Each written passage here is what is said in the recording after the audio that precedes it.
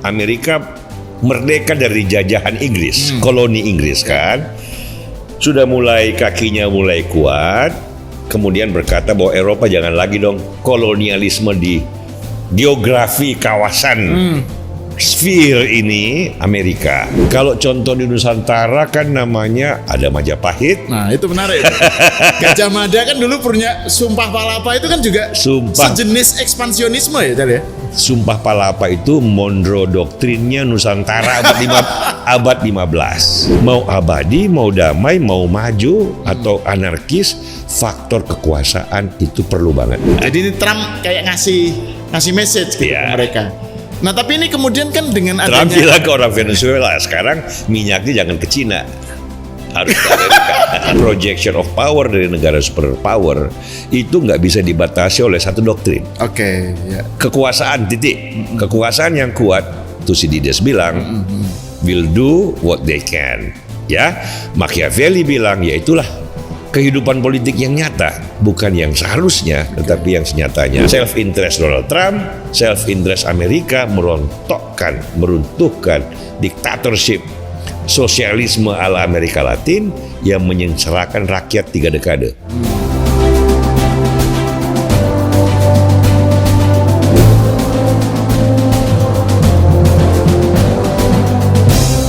Kita masih mau membicarakan tentang Trump dan Venezuela, Cal. Ya. Kalau kemarin kan konten di Freedom Institute yang membicarakan Venezuela kan langsung rame itu kan. Lumayan. Sekarang aja udah viewsnya udah 200 ribuan ya, dengan engagement di komen yang luar biasa meriah gitu.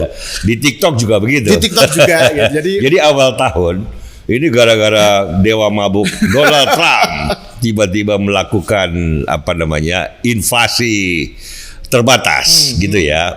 Ada yang bilang penculikan. Jadi rame kan. Dan bukan cuma di Indonesia, bukan cuma podcast kita. Saya lihat di YouTube itu, di TikTok, memang podcaster di dunia ini mau termasuk profesor-profesor yang ngajar di kelas, akhirnya turun gelanggang podcast untuk menjelaskan dan memberi argumen. Ya. Dan kalau kemarin kan konten kita Freedom itu kan lebih fokus kepada apa yang terjadi. Gitu. Jadi bagaimana sih melihat apa yang terjadi itu gitu. Nah, sekarang kita mau masuk juga ke pembahasan itu, Jal, tapi fokusnya lebih ke teoritik lah ya. Lebih ke sejarah, pemikiran, teori, Jadi filosofinya Filosofinya. Jadi how are we to make a better sense of what happened? Gitu di Venezuela, kaitannya dalam konteks kasus Amerika, Venezuela dan Trump. Cina, Rusia, global politics lah. Celi kemarin selintas menyinggung soal bagaimana Trump mengutip Monroe Doctrine, dan dia kemudian bikin neologisme sendiri, the Donroe Doctrine. Nah, gitu Donald Trump Monroe Doctrine. Donald Trump Monroe Doctrine. Jadi Donald Monroe. Nah, kita pengen tahu nih, kita perlu menjelaskan, mendiskusikan lebih detail lah tentang aspek sebenarnya Monroe Doctrine itu apa sih gitu ya dalam konteks. Ini kan ada buku bagus nih. Perdebatan kita saat ini. Dari Tim Marshall, The Power of Geography. Nah, ini kan berhubungan. Kalau Monroe Doctrine kan berhubungan, atau Donroe Doctrine berhubungan dengan geografi kan, Amerika Utara, Amerika Selatan, the American Hemisphere lah atau sering disebut sebagai the Western Hemisphere, dalam pengertian bahwa Eropa itu di timur, Amerika Selatan di barat, kira-kira batasnya ya Greenland, Greenland, Atlantik.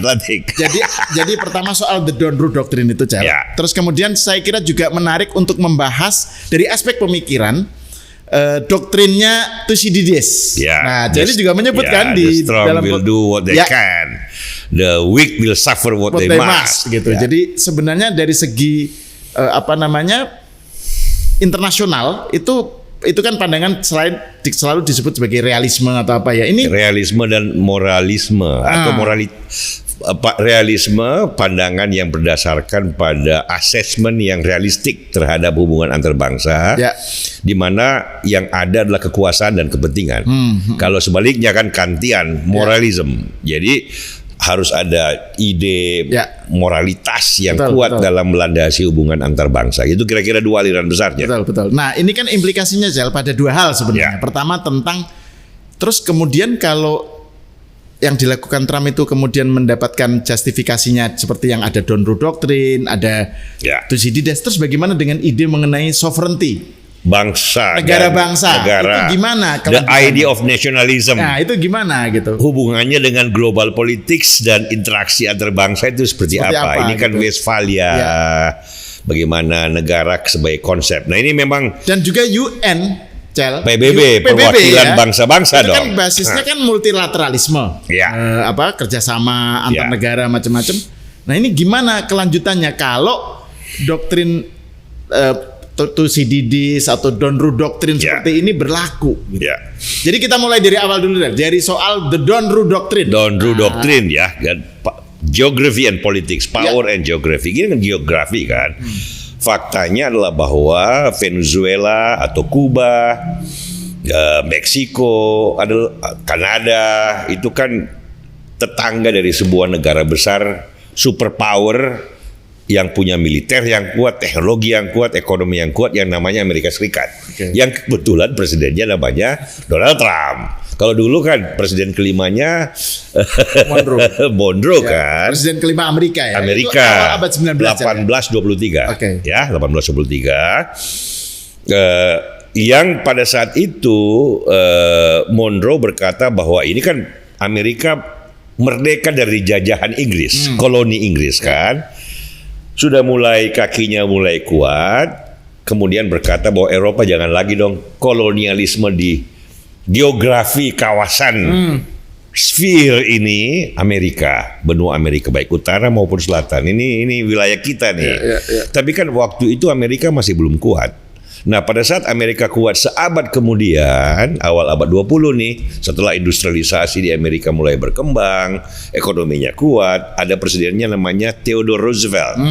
Ini menambahkan paham the sphere of influence Amerika itu, makanya dia dianggap sebagai salah satu presiden awal Amerika yang ekspansif dalam pengertian bukan menduduki. Ya, ada Filipina tapi kan itu cerita lain, tapi ada Kuba, Haiti, Panama. Dia ikut mengatur tetangganya supaya berperilaku sebagaimana yang diinginkan.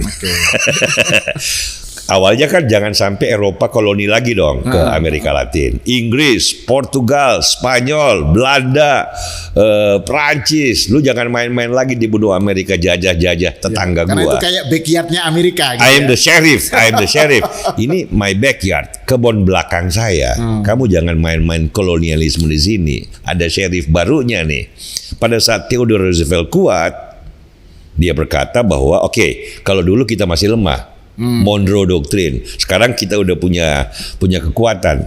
Kita jadi sheriff, lebih aktif dia, lebih aktif. Nah, setelah Perang Dunia Kedua ya jadi superpower dunia. Menjamin itu kan nanti cerita lain ya.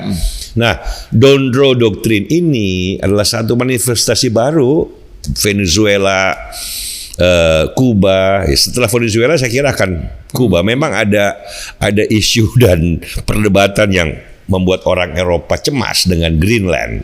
Ya ini kan di bawah Denmark ya, dulu di bawah Swedia, Denmark. Di perbatasan nih, Western and Eastern Hemisphere. Tetapi yang paling penting kita lihat adalah nanti Kuba ya, Kuba. Nah, tetapi intinya adalah bahwa memang apa yang dilakukan oleh Trump ini kalau dari segi konsep tadi sovereignty ya melanggar hukum internasional. Westphalia kan tahun pertengahan abad 17 setelah negara-negara kerajaan raja berperang di Eropa karena agama, karena identity. 30 tahun perang antara mereka damai. Mereka damai. Udah deh. Ini basisnya kita bukan agama, tetapi sovereignty. Raja punya kekuasaan. Dan ide mengenai nation state pelan-pelan. Ada tokoh dari situ ya. Ada tokohnya nanti. Ada bukunya yang bagus, namanya Napoleon Bonaparte. di Eropa nih. 100 tahun lebih, hampir 200 tahun setelah Westphalia muncul Napoleon yang membuat Eropa itu sadar dengan apa yang disebut dengan nasionalisme. Dia imperial seperti Trump. Trump itu kan bentuk baru dari tokoh seperti Napoleon Bonaparte setelah Revolusi Prancis, karena dia imperial, dia menjajah ya ke Afrika Utara, ke Mesir. Jerman juga, waktu itu Jerman belum negara yang bersatu, kan itu baru Bismarck. ada Prusia, ada Bavaria. Dihajar, dia mau hajar juga ke Rusia. Tapi gagal karena musim dingin. Tetapi intinya imperial. Ya, geografi kan. Ini Prancis adalah pusatnya Eropa. Dia menaklukkan tetangganya, ini negara besar. Ini yang dibilang oleh Thucydides kan, the strong will do what they can. Tetapi pada saat yang sama di negara-negara yang dia taklukkan, terutama di Jerman, negara-negara atau kerajaan yang berbahasa Jerman, di Prusia, di Bavaria, itu muncul ide nasionalisme bahwa kita orang Prancis sih datang yang dulu perang sendiri antara mereka, tiba-tiba merasa ada penyatuan yang puncaknya nanti disatukan oleh Bismarck. Ini kan dalam konteks Jermannya. Nah, di situ kita lihat bahwa ide imperial, ide kekuasaan yang ekspansif selalu punya hubungan dengan ide unit otonom yang disebut dengan negara bangsa yang sovereign. Kalau contoh di Nusantara kan namanya ada Majapahit. Nah, itu menarik itu. Gajah Mada kan dulu punya Sumpah Palapa, itu kan juga sejenis ekspansionisme ya tadi ya. Sumpah Palapa itu Monroe doktrinnya Nusantara abad 15. Atau bisa juga dikatakan jangan-jangan Donru doktrinnya ini adalah Sumpah Palapa 4.0. Jadi Majapahit menaklukkan negara tetangganya, ya kan? Kemudian bahkan ekspansi sampai di daratan yang kita sebut dengan Malaysia dan Thailand. Ya kan? Sumatera juga begitu, sebagian Indonesia Timur. Nah, kita tidak bilang bahwa itu penjajahan Majapahit, bahkan kita bangga bahwa Gajah Mada bisa mendirikan negara maritim yang luas, yang kita sebut sebagai satu imperium Nusantara. Nah, karena itu kan kalau mungkin bagi orang yang terlanda ekspansi kekuasaan dianggap ini penjajahan. Tapi bagi orang yang merasa bahwa memang perlu dianggap itu pahlawan. Itu kan jadi kekuasaan dan ekspansi dan nation state nggak bisa dilihat hanya dari satu cara pandang. Itu kan di Venezuela sekarang. Orang Venezuela yang terusir dari Venezuela tepuk tangan dengan Trump. Begitu banyak tuh di Chile, di Florida, di Argentina mengatakan bahwa terima kasih Amerika telah membebaskan Venezuela dari tirani. Pendukung rezim sosialis ala Chavez turun ke jalan juga di Caracas menganggap bahwa Amerika ini the evil empire. That's bagaimana kita melihatnya. Kalau di PBB berdebat, Rusia terus mau bilang apa dia sudah masuk di Ukraina. Cina terus mau bilang apa, dia lihat Taiwan, dia lihat Tibet, dia lihat tempat lain. Jadi melihat global politics, nation state itu harus ada pandangan yang luas, tapi dasarnya adalah apa yang dikatakan oleh Thucydides dan Machiavelli di satu pihak. Dan will do what they can, and the weak will suffer what they must. Maksudnya negara kuat perilakunya sepanjang sejarah ya begitu. Ya kadang-kadang seperti itu. Makanya jangan jadi negara lemah. Karena moral of the story-nya itu you will suffer what biasanya orang lemah suffer. Itu Machiavelli bilang politik bukan hanya yang seharusnya, bukan yang normatif aja, tapi apa yang senyatanya. Yang namanya kekuatan itu nyata. Teknologi yang kuat, militer yang kuat, ekonomi yang kuat itu kenyataan, itu bahasa alam. Pasti punya pengaruh dalam hubungan antar bangsa dan perilaku bangsa-bangsa. Itu satu pihak yang namanya kaum realis. Kaum idealis, kaum moralis kayak Kant. Immanuel Kant, filsuf Jerman, kita harus tercerahkan, kita harus berani berpikir sendiri, kita harus merdeka dan independen. Itu sebagai basis hubungan antar bangsa, itu kan yang mengatakan bahwa hormati kedaulatan dan hubungan antara pemegang kedaulatan yaitu negara bangsa itu harus ada moralisme yang kuat, harus ada enlighten kepentingan yang tercerahkan. Kira-kira gitu. Makanya kan kemudian kan datang dengan doktrin perpetual peace. Itulah dunia abadi yang damai. Nah, kita nanti diskusi selanjutnya adalah bahwa Mau abadi, mau damai, mau maju atau anarkis, faktor kekuasaan itu perlu banget. Tidak bisa kita mengerti hubungan antar bangsa atau hubungan internal bangsa kalau kita nggak mengerti apa itu kekuasaan dengan berbagai manifestasinya. Ya. Inilah. Jadi itu kayak semacam sinergi atau konvergensi dari realisme dan moralisme. Ini kan faces atau dimensi kekuasaan yang kita bicarakan sebenarnya, baik di dalam tata hubungan antar negara atau hubungan internal negara. Kita nggak bisa bebas sebuah negara tanpa kekuasaan. Hukum itu kan dipaksakan oleh sebuah otoritas. Weber kan, otoritas yang memaksa, you like it or not. Hanya dengan begitu kamu bisa dapat kedamaian internal dan hukum serta kebebasan internasional. Ada kekuasaan yang memaksa. Begitu dalam negeri, begitu juga di luar negeri. Pertanyaannya, karakter kekuasaan yang memaksa itu apa? Itu pertanyaan bagus. Sebelum diskusinya lanjut ya, ini saya mau mengingatkan lagi nih kepada viewers Freedom ya, untuk silahkan mengunjungi perpustakaan Freedom Institute yang berada di Jalan Rasuna Said di Wisma Bakri. Itu buka dari jam 9 sampai jam 5 ya. Internet bebas, gratis. Koleksi perpustakaannya lengkap ya, humanities, social science. Thucydides ada. Betul. Dan yang kita bahas ini juga saingannya Thucydides namanya Herodotus juga ada pemikirnya. Ya, artinya yang kita bicarakan ini itu sejarah. Bisa dilihat buku-bukunya di perpustakaan Freedom. Ya. Dan biasanya jurnal-jurnal kalau yang juga. ini kan hubungan internasional, geopolitik. Okay. Karena ada section tersendiri. Betul. Bukunya kayak silahkan sambil membuka perspektif, mengerti Donru Doktrin dan Venezuela dengan lebih luas, terdidik lah, lebih terpelajar. Jadi silahkan datang ke Perpustakaan Umum Freedom Institute di Jalan Rasuna Said di Wisma Bakri ya. Jadi kita lanjut ya. Lanjut. Jadi dengan adanya ekspansi atau penculikan oleh Trump terhadap Maduro itu kan kemudian dia bicara mengenai yang kita bahas tadi soal Donru Doktrin. Karena kan dulu zaman Monroe, presiden kelima Amerika kan ada Perancis, ada kekuatan kolonial yang dia bilang, si Monroe bilang jangan nyerang wilayah pekarangan gue nih, gitu kan? Power and geography. Power and geography. Jadi ini soal sphere of influence. Sphere of influence. Nah sekarang kebun belakang, wilayah pengaruh. Kebun belakangnya Amerika lah gitu kira-kira. Nah sekarang Trump mengadres ke Cina, ke negara-negara yang dipersepsikan kayak Cina juga punya sphere of influence, Rusia juga punya sphere of influence. Kayak ini negara besar. Tapi kan mereka selama ini ngambil dari Venezuela, gitu kan, minyak soal minyak. Jadi Trump kayak ngasih message gitu ke mereka. Nah tapi ini kemudian kan dengan adanya Trump bilang ke orang Venezuela, sekarang minyaknya jangan ke Cina, harus ke Amerika.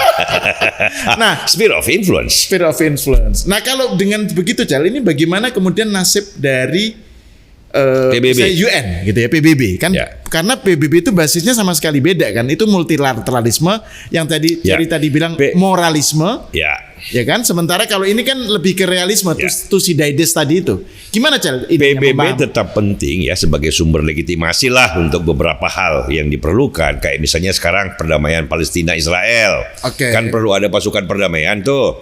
Itu disanction by atau legitimasinya datang dari Dewan Keamanan PBB.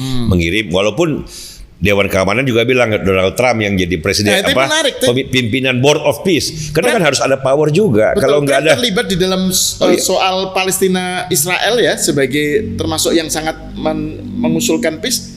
Dan itu di luar Western Hemisphere dan dia nggak pakai Donru Doktrin. Ya kan makanya kan Thucydides bilang ini kan superpower. Untuk wilayah Amerika Latin dia pakai Monroe Doctrine. Tapi kan dia superpower dunia, dia negara terkuat dunia dengan militer yang paling canggih, paling kuat, dengan ekonomi paling kuat. Nggak mungkin dia hanya membatasi wilayah influence pengaruhnya itu hanya di Amerika Latin. Ya kan kalau nggak ada Trump dengan apa yang dia lakukan, kedekatannya dengan Israel, kedekatannya dengan negara-negara Arab seperti Qatar, Uni Emirat Arab, Arab Saudi. Kalau dia nggak dekat dengan Erdogan di Turki, kan nggak mungkin dia bisa mengambil inisiatif mendamaikan Palestina dan Israel, minimal gencatan senjata. Makanya PBB pun mengatakan pimpinan dari Board of Peace itu Ya, Donald Trump. Nanti kan mudah-mudahan nanti Presiden Prabowo sebagai salah satu dari member anggota dari board itu yang dipimpin oleh Donald Trump dalam mengawasi proses kelanjutan perdamaian Israel. Di Iran kan dia di Fordo kemarin ngebom B-52 itu mengebom fasilitas nuklir Iran kan, ekspansi kekuasaan. Dia datang ngebom terus pergi gitu loh. Semua negara tepuk tangan kan, karena negara seperti Iran kalau punya nuklir kan problematik. Tapi soal Iran ini kita perlu bahas terpisah. Kita bahas terpisah. Ini contoh bahwa projection of power dari negara superpower itu nggak bisa dibatasi oleh satu doktrin. Kekuasaan titik. Kekuasaan yang kuat, Thucydides bilang, will do what they can. Ya, Machiavelli bilang, ya itulah kehidupan politik yang nyata, bukan yang seharusnya, tetapi yang senyatanya. Nah, sepanjang sejarah kan ada Ottoman Empire di sejarah Islam, ada Abbasid yang ekspansif, ada Ottoman ekspansif, Yunani, Romawi, Majapahit, Sriwijaya, Kerajaan Mataram, Sultan Agung coba. Kalau kita di Jogja, Jawa Tengah senang, tapi kalau di Jawa Timur dia taklukkan Surabaya, dia bakar tuh kapal-kapal armada Pangeran Surabaya. Malah elitnya suruh tinggal di Mataram. Betul. Nah, itu kekuasaan. Itu nature of power ya. Tetapi tanpa kekuasaan kita juga nggak bisa menciptakan dunia yang damai. Tanpa kekuasaan kita tidak bisa punya negara yang teratur, bebas, dan tertib. Itu makanya para filsuf politik, para ahli geopolitik, sejarah kan selalu melihat kekuasaan itu sebagai satu hal yang dilematis, hal yang Thomas Hobbes berkatakan bahwa kalau tidak ada kekuasaan yang menjamin keamanan semua, hidup akan menjadi short, nasty, and brutish. Singkat, brutal, ya kan, dan pendek.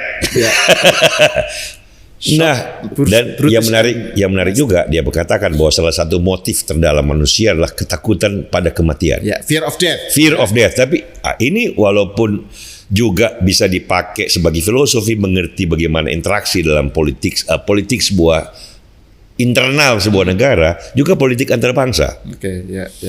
Soviet, Amerika, superpower, atau sekarang Cina dan Amerika. Kalau dia tidak perang, bukan hanya karena mereka mau baik-baikan, tapi juga takut bahwa kalau perang mati semua. Jadi nuclear deterrence kan ini.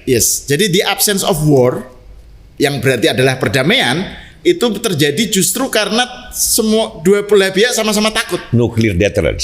Artinya sama-sama punya power. Gitu. Betul. Power niscaya gitu ya. Karena itu kan kekuatan. Jadi Flavius, kalau mau damai bersiaplah untuk berperang. Ini Civis Pacem Parabellum. Ini terkenal doktrinnya. Ini kan yang menjelaskan kenapa perang dingin itu tidak menjadi perang besar yang mematikan semua. Karena sama-sama takut mati. Bahaya banget nih nuclear power. Pernah terjadi hampir di Kuba. Tahun 62 waktu John F. Kennedy. Ini sphere of influence. Western Hemisphere juga Western Hemisphere. Khrushchev bawa ini Fidel Castro bawa misil nuklir. Kennedy bilang no, itu kebun belakang kita. Jaraknya cuma Florida ini kayak Jakarta Bandung. Ya kan, masa lu pasang nuklir di situ, lu pasang di Eropa. Dia blokade. Teluk babi ya. Ya, setelah invasi Teluk Babi kan macam-macam problematikanya, tahun depannya mungkin terjadi dilema itu. Hampir satu-satunya peristiwa di mana kita hampir musnah secara peradaban karena perang nuklir adalah di Kuba. Sphere of influence, backyardnya Amerika. Kennedy bilang harus dicabut dari situ. Nah, ini kan pelajaran yang bagus soal PBB, soal hubungan antar bangsa, ketertiban, perdamaian, kemajuan bersama. Ada kekuatan yang menopang, ada unsur ketakutan, ada harapan. Tetapi whatever it is, you have to understand power. Kan bahkan PBB sendiri kan berdiri karena setelah Perang Dunia Kedua setelah Amerika menang dan jadi itu markasnya di New York. New York dibiayain juga. Gimana itu melihatnya itu? PBB itu bagus banget sebagai legitimasi. Ini kan manusia kan peradaban harus belajar untuk bersama-sama nih ya. Apalagi teknologi sudah semakin kuat, militer semakin kuat. PBB bagus, tapi kita harus tahu bahwa PBB nggak bisa kalau tidak ditopang oleh kekuasaan. Makanya kekuasaan kan yang menang perang. Makanya kan Dewan Keamanannya itu kan ada 5 negara besar pemegang hak veto dan itu pemenang perang. Jadi Jerman nggak masuk gitu ya? Nggak masuk. Ya, Amerika, Cina, Prancis, Inggris. Nah, kekuasaan kan, ada kekuatan di situ. Karena kalau nggak ada kekuatannya, ya nggak mungkin selalu sepanjang sejarah kan, kata Thucydides, kata Machiavelli. Nah, dilemanya adalah bagaimana supaya kekuasaan ini bersifat benevolent. Ya. Amerika suka apa nggak suka dengan Trump, sejarah Amerika membuktikan setelah Perang Dunia Kedua, Amerika satu-satunya baru pertama kali dalam sepanjang sejarah dunia, mulai Babilonia, Mesir, Yunani, Empire, Romawi, Ottoman Empire, British Empire, pertama kali superpower pemenang perang itu bukan menghancurkan yang kalah, bukan menagih yang kalah, bukan mengambil pampasan perang dari yang kalah, tetapi membangun kembali yang kalah. Membangun kembali Jerman, membangun kembali Eropa, Marshall Plan, membangun kembali Jepang di luar Marshall Plan, kasih konstitusi yang demokratis. Setelah itu kan Amerika membuat tata dunia yang namanya the liberal world order, tata dunia liberal, di mana perdamaian antara negara besar relatif terjadi. Ada perang Vietnam, ada perang Korea, ada perang Irak, tetapi tidak ada perang besar antara negara besar. Dan yang paling penting dalam tata Amerika ini muncul globalisasi, pembangunan ekonomi, kemajuan ekonomi, transfer of technology. Jepang menjadi maju kembali, Jerman menjadi maju kembali, turunannya Korea Selatan maju, Taiwan maju, Malaysia, Thailand, Indonesia maju. Nah, ini yang kita sebut sebagai kekuasaan Kantian sekaligus kekuasaan Machiavellian. Machiavellian karena dia kuat, tetapi Kantian karena dia membuka ruang bagi majunya negara-negara yang lain yang semula kalah perang, yang semula musuhnya menjadi negara yang maju kembali. Nah, ini yang Henry Kissinger bilang bahwa dalam melihat masalah global politics, sejarah, percaturan, peran tokoh-tokoh negarawan, kita nggak bisa melihatnya dari segi idealisme saja dan moralisme Kantian, dan kita nggak mungkin juga hanya mengertinya lewat Thucydides saja. Tidak bisa dengan realisme saja. Realisme perlu untuk lebih realistik memahami dunia, tetapi juga harus ada unsur ideal. Kan Amerika setelah Perang Dunia Kedua, pengaruh ide demokrasi, ide berhentinya kolonialisme, ide tentang nasionalisme, Amerika sebagai negara bekas koloni yang merdeka dari Inggris, ada pemimpin yang bagus seperti Roosevelt, diteruskan oleh Truman, ada Kennedy yang berkata bahwa we are going menanggung semua ongkos bagi penyebaran kebebasan, bear any burden for the spread of freedom. Itu idealisme hal. Tetapi idealisme bukan yang buta, yang ditopang oleh kekuatan, mau namanya Donroe Doctrine, mau namanya Monroe Doctrine, power. Tetapi power yang sadar tentang perlunya perdamaian, stabilitas, kemajuan, dan kebebasan. Nah, tidak selalu Amerika sempurna dan ideal. From time to time, Amerika agak sempit berpikirnya. Di Irak kan salah dia, ya kan? Di Vietnam salah dia. Tapi overall baru pertama kali ada superpower, imperium quote and quote, yang sifatnya benevolent dalam pengertian tadi, membuka kesempatan bagi negara lain untuk juga maju. Inggris dalam beberapa hal melakukan hal itu. Inggris, tetapi tidak sebagus apa yang dilakukan Amerika setelah Perang Dunia Kedua. Inggris masih imperialisme gaya lama juga masih panjang dan kuat, walaupun ada unsur-unsur enlightenment di situ. Tapi ini cerita berbeda. Nah, tapi kan gini, Chan, ini menarik untuk melihat bagaimana kalau Belanda agak susah.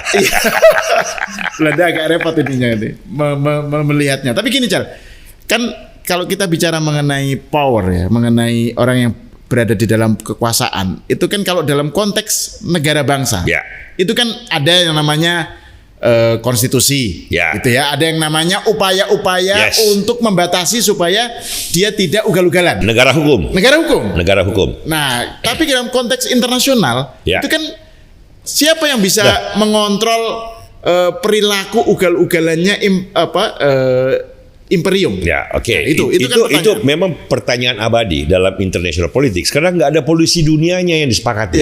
Kalau di Indonesia negara ya, atau Malaysia atau Amerika internalnya, kalau melanggar hukum ada polisinya, ada penjaranya, ada jaksanya, ada institusi pemaksa yang disepakati sebagai pihak yang memiliki kewenangan. Betul ya? You like, ini kata Weber nih, kekuasaan. Tapi dalam international law, kalau ada pelanggaran polisinya siapa?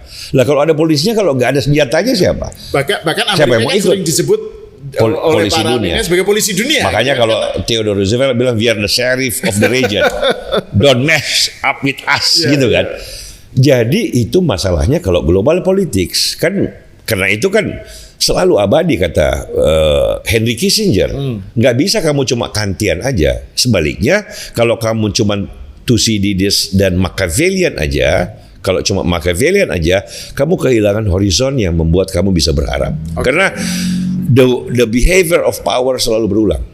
Tetapi dia menjadi lain seperti Amerika pada saat setelah Perang Dunia Kedua, karena ada sebuah gagasan yang kuat di Amerika tentang perlunya negara demokratis, perlunya negara yang tidak dijajah, kan dia lepas dari penjajahan, perlunya adaptasi terhadap zaman, di mana kalau ada krisis seperti yang dihadapi oleh Franklin Delano Roosevelt, ada depresi besar, setelah itu ada Perang Dunia Kedua, dia adaptif, tetapi ada gagasan yang mencintai kebebasan dan kemerdekaan. Itu elemen Kantian dalam foreign policy. Nah, dua hal ini harus dikombinasi.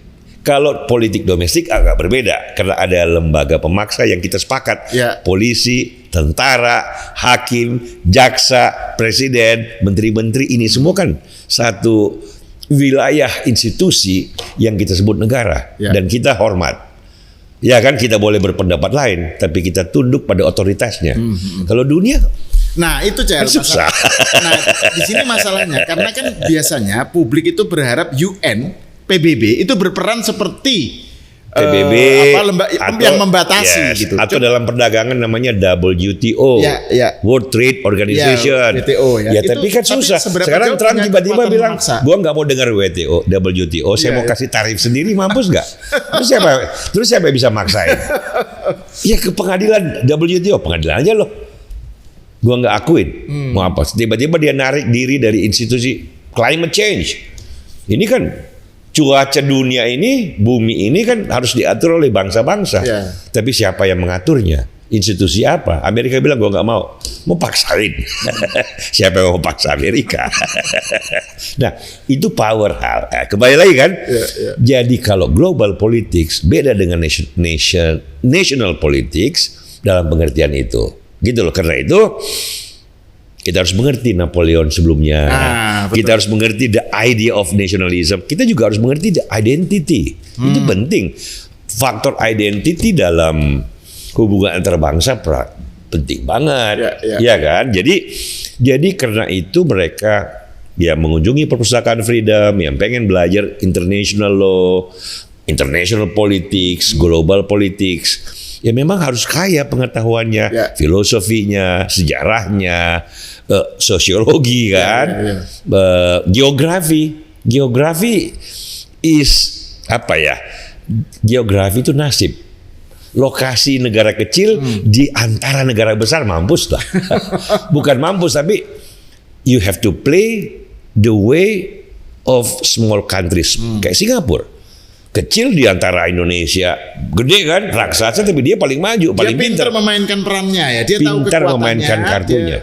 Dia bisa menempatkan diri dan Singapura, Hong Kong, Taiwan, dalam terdesak, terjepit dia maju. Di sejarah Eropa kan Venesia, Florencia, city state yang kecil paling maju waktu zamannya di Eropa. Jadi Tidak berarti yang besar dan kuat aja bisa maju, yang kecil kalau pinter dan tahu. Jangan dia kecil terus berpikir sebagai negara powerful. Ya lain lagi tuh. Atau sebaliknya, negara besar berpikir sebagai negara kecil. Itu juga nggak boleh. Gitu loh. Jadi itu yang harus dipelajari oleh students of statesmanship. Nah, ini kan statecraft. Statecraft. Gitu hal kira-kira. Nah, ini bagian akhir dari diskusi kita. Tentang saya masih tertarik soal karakter dari power itu sendiri. Nah, ini kok masalahnya menjadi lebih kompleks karena kita berhadapan dengan Trump. Nah, ini soal personality dari penguasa empire ini juga menarik karena kan saya kadang bilang bahwa menyebut Trump ini dewa mabuk. Jadi dalam konteks seperti ini di mana tadi itu ada dinamika antara power dengan morality dan lain-lain. Terus Trump yang ugal-ugalannya seperti itu ya. Nah, itu gimana membatasinya? Bukan membatasinya ya. Gimana kita batasnya di mana? Kalau Venezuela sudah misalnya, kan orang kalau itu bisa dilakukan, terus apa yang menghambat dia untuk melakukan lagi? Ya nggak begitu juga cara mengertinya kan. Itu kan berharap pada konsistensi berpikir pada suatu kenyataan yang tidak ukurannya bukan konsistensi. Itu kan konsistensi berpikir. Betul. Tapi sebenarnya kan geopolitik nggak ada soal konsistensi. It's power play. Nah, mengerti seorang Trump itu sama sulitnya dengan mengerti gaya rambutnya. Dan by the way, gaya rambutnya itu yang tadi kita bicarakan itu ya. Gaya rambut rock and roll atau apa tuh? Jadul. Ya, cara berpikirnya kan terperangkap pada abad 19 saya kira. Balance of power, power play tadi. Tokoh-tokoh yang dia kagumin, Donald Trump ini adalah presiden Amerika yang abad 19 memang. McKinley. McKinley untuk kasus tarif ya. Monroe kan abad 19. Pahlawannya Trump, abad 19. Pikirannya terkunci di situ, tapi kan it doesn't matter gitu loh. Perilaku seorang tokoh dalam negara yang begitu kuat, from time to time Napoleon gitu loh. Dia akan melakukan apa yang dia anggap benar. Regardless of whatever you think about it gitu loh. Lah itu orang kuat namanya. Nah, tinggal bagaimana kita adaptif dan mengambil keuntungan dari situ. Seperti Venezuela sekarang. Ya udahlah, boleh aja berdebat soal apakah sah secara legal tindakannya mengambil Maduro begitu aja. Tapi buat Venezuela yang sudah terkunci oleh sosialisme diktatorship selama 3 dekade, orang Venezuela bersorak-sorai di jalan di Florida, di Chile, di Argentina, mengatakan bahwa runtuhnya tembok Berlin. Ini kesempatan bagi Venezuela untuk maju dan berkembang kembali sebagaimana potensinya sebagai negara yang memang harus maju. Dulu negara maju, paling maju di Amerika Latin, penghasil minyak terbesar di Amerika Latin, di dunia bahkan. Sekarang kan terpuruk gara-gara Chavismo. Yang disebut failed state, negara gagal. Nah, sekarang tindakan Trump boleh salah atau benar secara legal international politics. It doesn't matter. Buat Venezuela ini momentum baru, kartu baru, proposisi baru untuk berkata bahwa Venezuela akan menjadi negara maju dan demokratis. Nah, tindakan Trump itu meskipun juga dimotori oleh dilatari self-interest. Self-interest. Pastilah, mana ada tindakan politik Napoleon bukan self-interest, pasti self-interest. Oke. Tapi self-interest dia tidak berarti bahwa kita hancur. Self-interest dia, kekuatan dia bisa membuka ruang bagi kita untuk maju. Venezuela sekarang. Self-interest Donald Trump, self-interest Amerika meruntuhkan diktatorship sosialisme ala Amerika Latin yang menyengsarakan rakyat 3 dekade. Itu intinya tuh, fakta itu.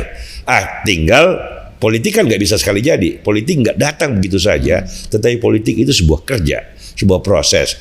Bisa nggak para tokoh, para pemimpin Venezuela sekarang memanfaatkan peluang ini untuk membangun Venezuela lebih maju? Kan itu politik. Ya. Nggak bisa dia di hitam dan putih. Gitu hal. Ya. Itu pelajaran dari Thucydides dan Machiavelli. Dan perpetual peace Immanuel Kant.